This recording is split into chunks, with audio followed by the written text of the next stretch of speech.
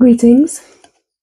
I have to excuse the creative positioning of my microphone. I realised from the last video, even having it attached to here, it doesn't pick up my voice. So my apologies for the patchy sound on the previous video, but that was a month ago, so I thought I'd come and do an update. You know, I said that I would for anyone who's following this, following me on my weaning journey. I'm trying to, if this is the first video you're watching, I'm trying to wean my 2.5-year-old off breastfeeding.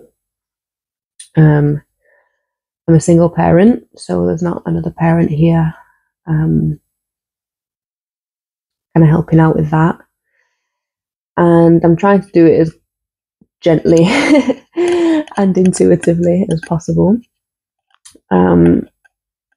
So, I mean, you're welcome to go back and watch all the other videos. I think this is maybe like the 7th one, something like that. There's a lot there. I'm just kind of in flow. So maybe a little bit of waffling, but yeah, just updating on the journey, because the last step was that I decided that I was trying to do too much too soon, trying to just stop completely. When there's no other parent here to go in through the night and comfort her, I just think it was a lot for both of us, really. She wasn't happy at all, which of course she's not going to be, because I'm there and the milk is there. She just didn't understand, you know, why she couldn't have it. So I was like, okay, let's break it down into stages. So yeah, the stage that we've been on for this past month has just been having it at bedtimes and first thing on a morning, which has been going well intermittently. She gets in moods sometimes where she will not take no for an answer. So the past probably 10 days has been like that. So I've not been feeding to sleep. I've been giving her milk probably for about 10 minutes when she goes down to sleep at night. And then if I try and put her down to sleep at home for her nap, I will try give her some then. But I noticed it's summer technically now. So if I don't feed her fully to sleep for her daytime nap, for her afternoon nap, she will wake up and be like, what do you think you're doing? Give me that boob back. And if I don't, then she won't go to sleep. So she hasn't really been napping that much, other than like if we're out in the pram or in the car, she'll have little power naps. But yeah, on a night she's been doing fine, just having it for like 10 minutes. There'll be a little bit of a struggle to have it back. But if I just like rub her back and shoulder in circles, it's kind of like rocking her, and I guess the sound as well helps her to drift off. So that's been fine. So over the past month, there's probably been about 6 nights where she slept really well. I've been able to get her to bed a lot earlier than I have been doing. Pretty much all her life, her bedtime's been between 10 and 11. These days it's between like 8 and 9:30. Even when she naps, which is great. So yeah, there was a few nights where she slept from whenever I put her down, any point between 8 and 9:30, and then didn't wake up up until like 5. At one point like 6:30. At one point like 7:30.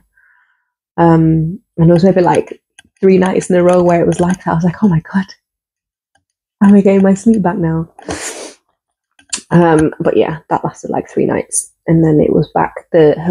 She would gradually wake up earlier and earlier to come into my room, and then the past few nights she she'd even wake up before I went to bed, like 11 o'clock. And I would be up like every couple of hours. So last week, it was really intense. It was like having a newborn again. Every hour, 2 hours, she was up. But the difference was, obviously, she's a toddler, so she can fight and she can... I was basically being brought out of my sleep multiple times per night by being assaulted. Which I think was happening a little bit before. I can't remember exactly when that all started, if it was something that I spoke about on any of the previous videos. But yeah, it got really intense, being woken up every couple of hours to her just grabbing at my boobs and slapping me in the face. And when I, was saying no and trying to soothe her, she was just like screaming, kicking, fighting, getting out of bed. There was nothing that I could do to soothe her. But I was like, I need to stand firm in this. Like, I can't just kind of teach her that screaming and kicking and shouting gets her what she wants. And, I've just been trying to teach her. I have done, from a very young age, to be honest, teach her about boundaries, body boundaries. And just keep explaining to her, it doesn't feel nice for mom. Even after like 5-10 minutes feeding, when I'm putting her to bed, after that amount of time, like my whole nervous system starts firing off. Like my whole body just starts to tense up, and I actually just can't handle it. And if I kind of like push myself, kind of know that she needs a little bit more, then it takes so much energy. It takes like my entire capacity. Even if I've got an audiobook on or a podcast and I'm focusing on my breathing, like my body's just ready to not have another human latched onto it. So yeah, last week things got really dark. On average, I was getting about 3 hours of sleep before she would wake up for the first time. And then from when she would like, she'd come into my room and I would try and take her back into her room. She'd go to sleep fine, but then she'd be up again in my room, often immediately. As soon as I try getting up and going back into my bed, 10-15 minutes later, she'd be coming in and then wouldn't let me put her back in her own room. And then it pretty much just be a fight all night. Even if she went back to sleep, she'd wake up like an hour, 2 hours, maximum like 3 hours later.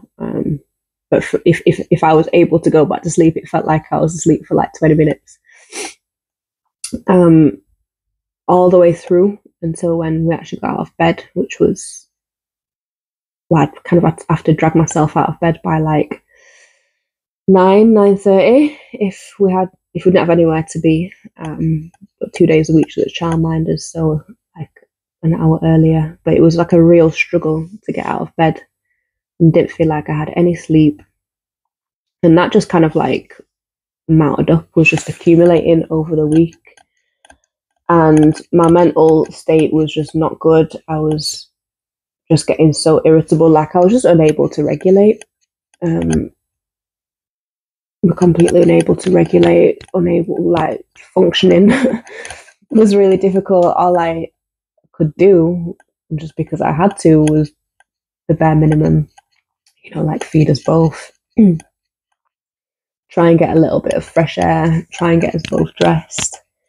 But everything was a struggle, and because my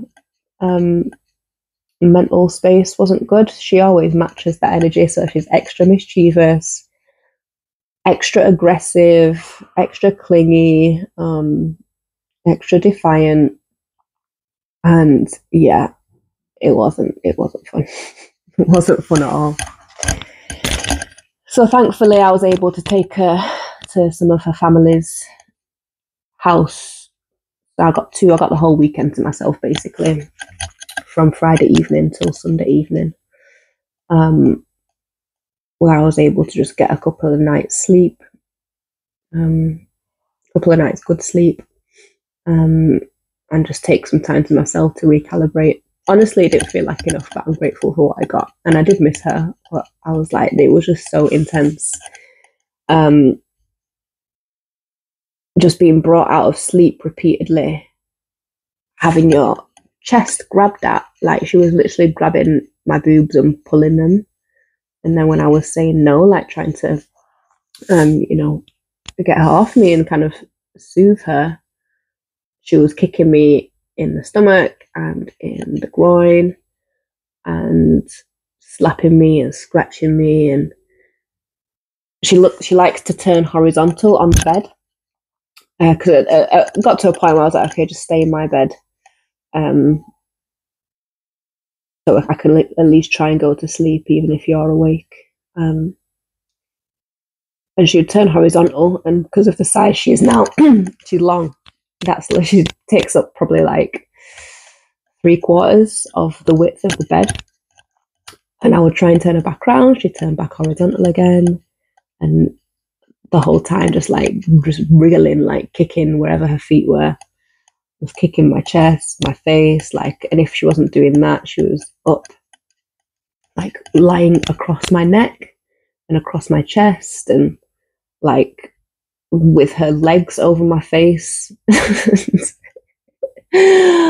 Lord, it was a lot. So it was like that for most of the week. So yeah, it just got to a point where I was like, someone needs to take this child, because I can't function. I can't even be a mum right now. So there's the layers of guilt, the layers of mum guilt as well to process. I was just in despair, thinking, how am I going to manage? Because I had without having the sleep there, it's pretty much impossible to deal with the tantrums that are inevitable when you try and fully stop breastfeeding. So I was like, I didn't know what to do or where I could go from there. It's like, if I can't sleep, then can't be up through the night, just kind of really being strong in stopping this breastfeeding while she's like massively distressed. Like I've got no capacity to pull from to manage that. But yeah, luckily I was able to take her to her aunties and her grandparents, and get some rest. And when she's there, she sleeps through the night every time. She wakes up and kind of asks for me, but she goes to sleep pretty much instantly. Goes back to sleep pretty much instantly. So I kind of had like a little bit of hope that when she came back after 2 nights away, that could kind of be maintained, but of course it wasn't. So today's Wednesday. Sunday and Monday night, she was up probably every 3 hours. Last night was a good night's sleep, hence why I'm looking somewhat, radiant today. Also, the lighting's grey in my flat. But yeah, last night she slept probably from about 8:45 until 5:30ish. But I'm trying to stop that morning feed, because the solution is to just, when she's waking up at from 5 onwards, is just to get out of bed and start the day. Hopefully that will get her naps back on schedule, so she can still go to bed, about between 8 and 9. But yeah, without having enough sleep, I couldn't eat, no matter how hard I tried to keep my eyes open while she was feeding. I couldn't stay awake, and then I was falling asleep while she was feeding, waking up however long later, and I guess my part of me was resting because my eyes was closed, I was asleep, but my body's still using metabolic energy in feeding, and she would just be latched on that whole time, however long it was, be it, half an hour, 10 minutes, 2 hours, like she was just on me the whole time. So I wasn't fully resting. So yeah, I've not felt like I've been able to get up earlier than I have been, because I've not been able to fall asleep probably till about 1 a.m. before the weekend that I had to myself. Yeah, I've just not been able to fall asleep any earlier than that, even though I've been exhausted. Just because of having to get things done at home and wind down, which will spend some time just switching my brain off before going to sleep.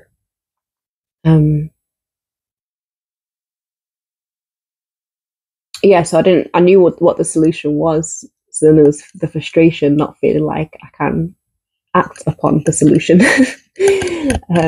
Yeah, I was just in despair. But since having the weekend to myself and my sleep getting somewhat back on track, I've been able to get up earlier the past couple of mornings. The first morning she was back on Monday morning, I felt myself getting triggered again because I'd again not been able to get to sleep till late, and woke up to being assaulted, and I was like, no, I cannot have a repeat of last week. So yeah, this morning we got up,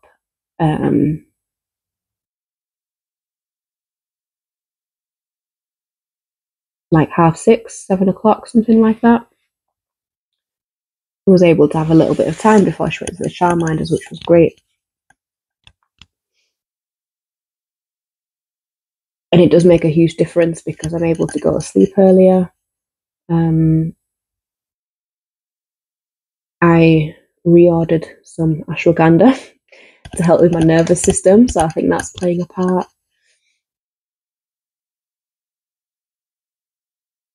And yeah, hopefully we can keep this flow going so her sleep schedule shifts a little bit earlier.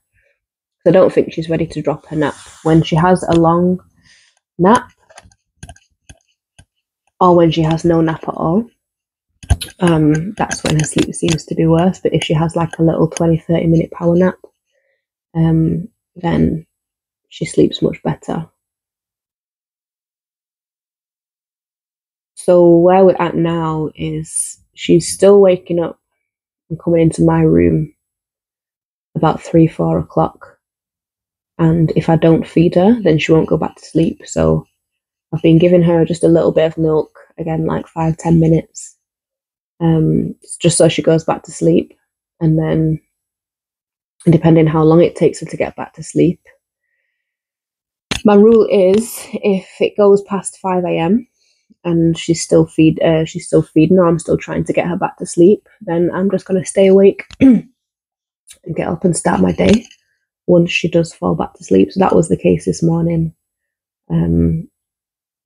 She came in about 5:30, and at about 6 o'clock,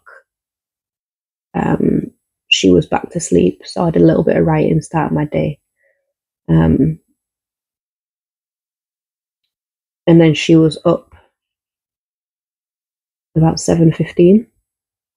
So still didn't get too much time to myself, really. She should have been asleep until like 8:30, 9 o'clock to get her full 12 hours, which she usually has.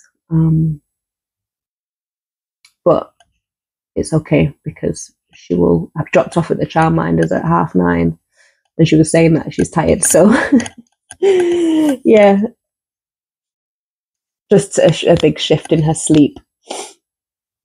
But I would like to conclude with some guidance for other single parents on the journey.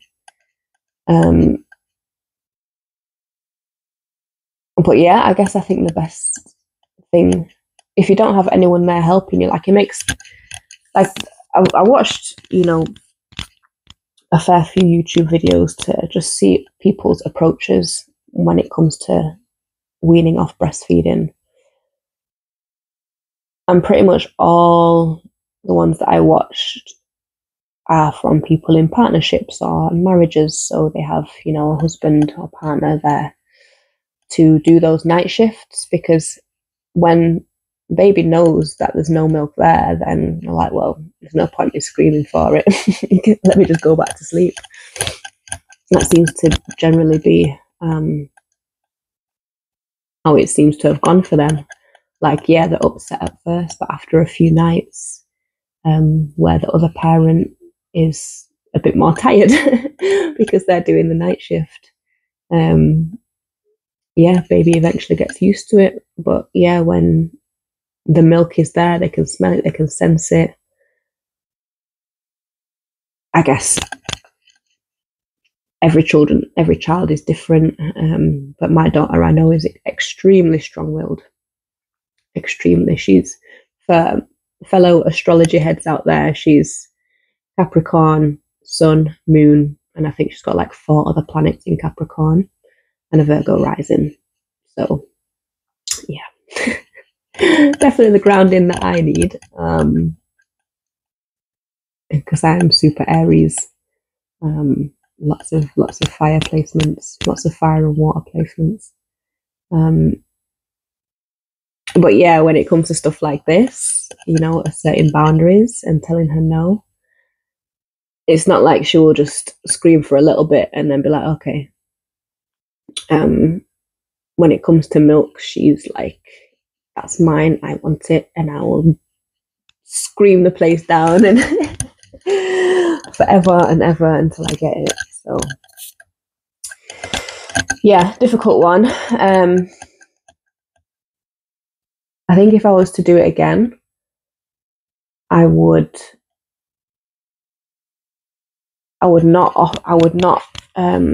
offer the compromise of saying she can cuddle and kiss Booby, because that's a loophole she's found. You know, when I'm saying no to having milk, she'd be like, I want to kiss Booby and I want to cuddle Booby, and I'm like, I struggle to say no to that, because, you know, really, what's the problem? And it's cute, and she wants to kiss and cuddle me. But that's just been a loophole, you know. Even in the middle of the night, she's like, kiss Booby, cuddle Booby, so I'll let her do that. I'll fall back to sleep, and the next thing, she's latched on, and 2 hours have passed, and she's just been feeding all that time. And it's still, you know, just when you're touched out, she's still trying to touch me and be in this kind of like sensitive area when I don't want her to be. And I guess she doesn't really understand the reasons why I don't want her to be. We have a book on body boundaries, which she's actually, you know, really enjoying. She's always picking it up and asking me to read it to her. And, you know, a childminder was telling me that, you know, she will say no to other children and to her other caregivers when she's there, when she doesn't want touching. So it is, what's the word? It is sinking in, I guess. And I think she understands the concept of not wanting to be touched. But I think, you know, because it's the milk, and because she's had it all of her life, and I guess she probably picks up on my kind of inner conflict with it as well. She's extra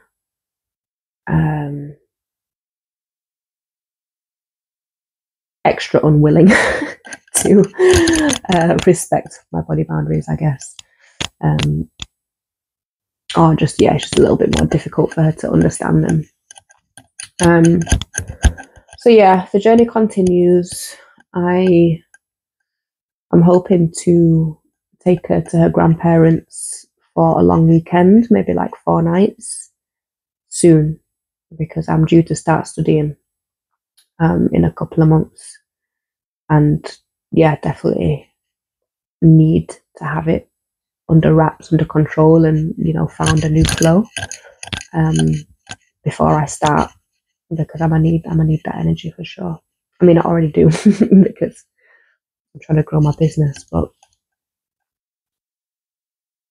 yeah, we'll see how that goes. Hopefully, yeah, in 2-3 weeks' time, yeah, she can stay there for a few nights and break the cycle.